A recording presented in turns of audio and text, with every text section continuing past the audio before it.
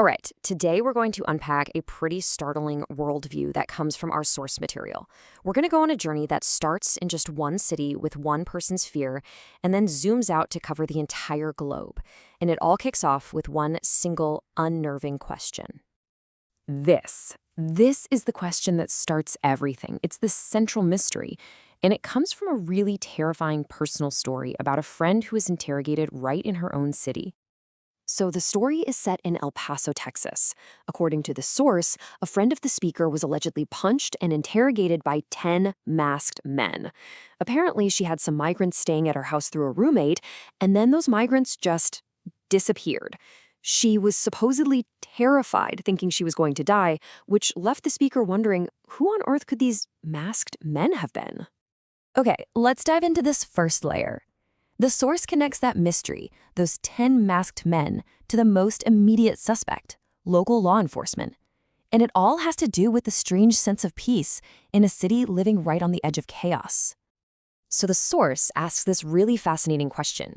How can El Paso be one of the safest large cities in America when it's literally right next door to Juarez, a city that has seen thousands of deaths in the drug war? The theory presented here is that the police are handling all the dirty work behind the scenes, just quietly maintaining this fragile peace.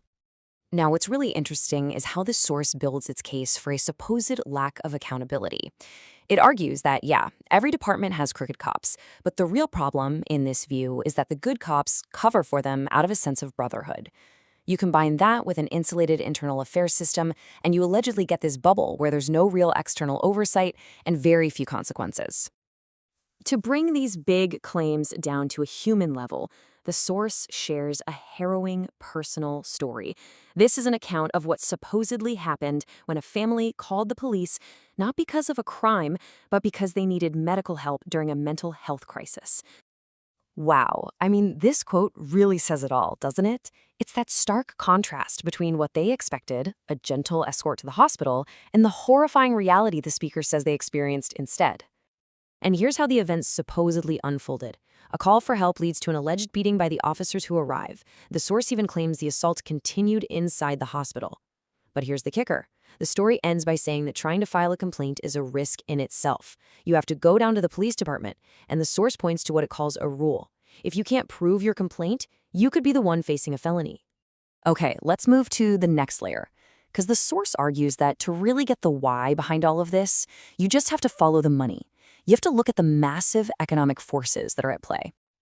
The source throws out this number, 70,000. That's the approximate number of Americans dying every single year from the fentanyl crisis. And it's framed as not just a tragedy, but as the deadly result of a huge, profit-driven business. And this is where the source makes a really bold comparison. It claims there is, quote, absolutely no difference between the goals of the pharmaceutical companies and the cartel.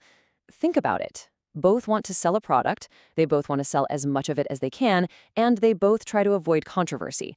According to the source, one's illegal, one's legal, but at the end of the day, their basic business motive is exactly the same. So, if that's the big economic engine, how does the system actually work on the ground? Well, the source gives us another deeply personal story to show what it calls a trap designed to ensnare regular people. The story starts here, in Plano, Texas. The speaker is 17. They're in a car with their brother, and all of a sudden they are completely boxed in by 5 squad cars. That's an overwhelming show of force for what was about to happen.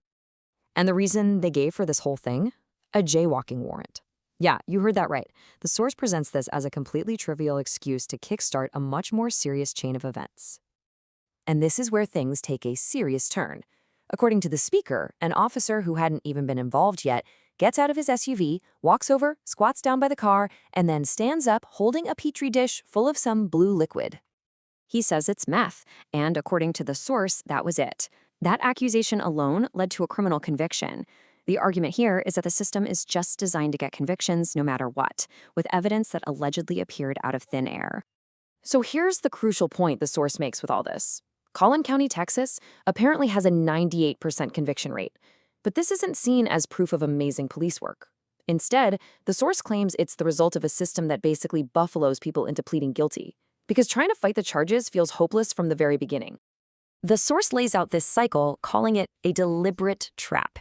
It starts with something small, a traffic ticket you can't afford to pay. Then your license gets suspended, but you still have to get to work, so you get caught driving and you go to jail. Now you can't work, can't support your family, and eventually you can even lose your right to vote.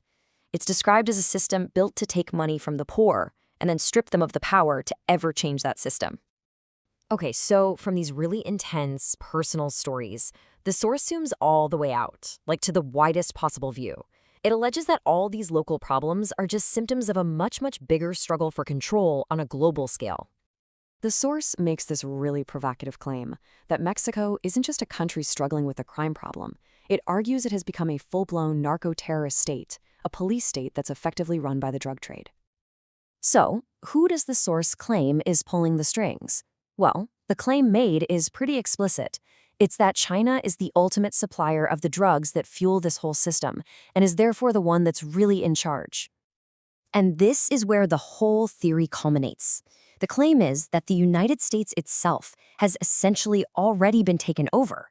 And this supposed takeover isn't happening with soldiers or tanks, but with a three-part strategy: fuel a drug crisis from the inside, buy up huge amounts of American land, and use the country's massive national debt as leverage. So there you have it. The source material takes us on this incredible journey, all the way from a single, fearful question about some masked men in El Paso to this vast, global theory of control. It's a powerful look at how personal experiences can scale up to explain the entire world, which leaves us with this final question.